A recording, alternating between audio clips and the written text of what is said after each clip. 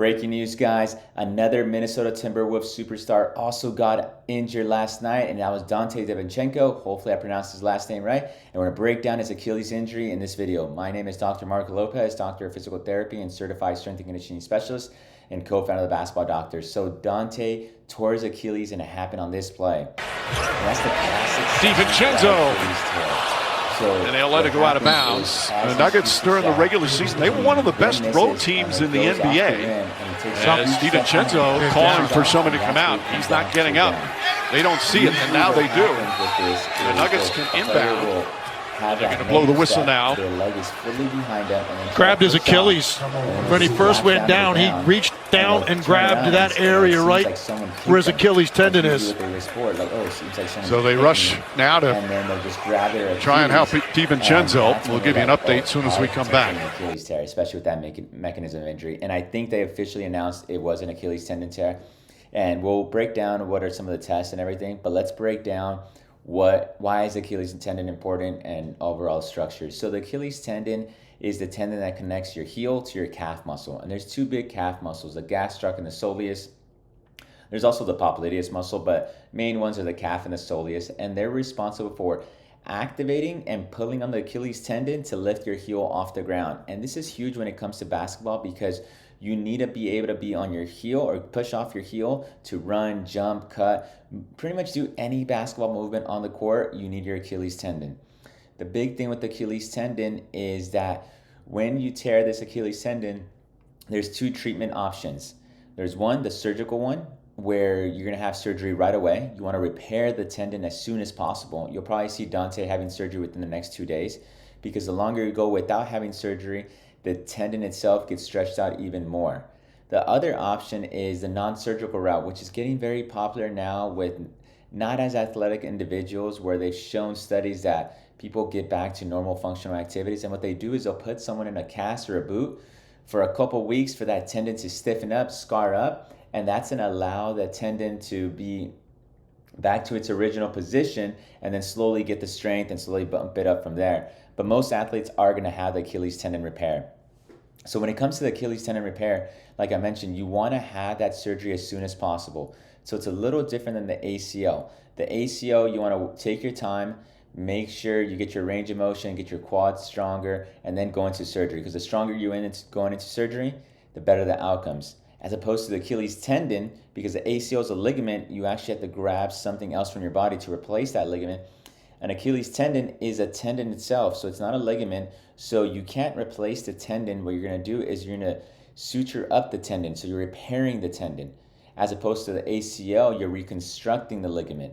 So when it comes to the rehab, it's very different. So with an Achilles tendon, you want to have surgery as soon as possible because you want to take the opportunity where your calf is still strong, you don't lose too much strength, and they're able to repair that tendon as soon as possible. Versus the ACL, you want to get the knee in a quiet environment, get everything going. Another thing too with an Achilles tendon tear, it's going to be very hard to do functional stuff. Like the ACL, a lot of people will tear their ACL and they're like, should I even have surgery? Because they're able to go up and down the stairs, they're able to do a lot of stuff. Achilles tendon is going to be very hard. It's going to be very hard to even walk. The reason why is because you need a push off when you're walking, and you don't have that push off because that tendon is missing. And that connection between the heel towards the calf because that tendon is torn. So it's not providing that force there. So the Achilles tendon is kind of hard to do functional things without it. Another thing when it comes to Achilles tendon rehab, guys, the big thing is they're almost going to take the same amount of time. But with the Achilles tendon, the big thing is you got to make sure the tendon is in that right amount of stiffness, but also flexibility when it comes to rehab.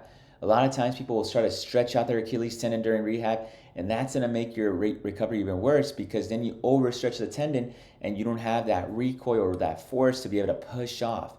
So you want to make sure you're in that fine line of that tendon being stiff, but also the ankle being mobile enough to be able to really get back to sports, because an Achilles tendon injury has lower return of sport than the ACL when it comes to the NBA.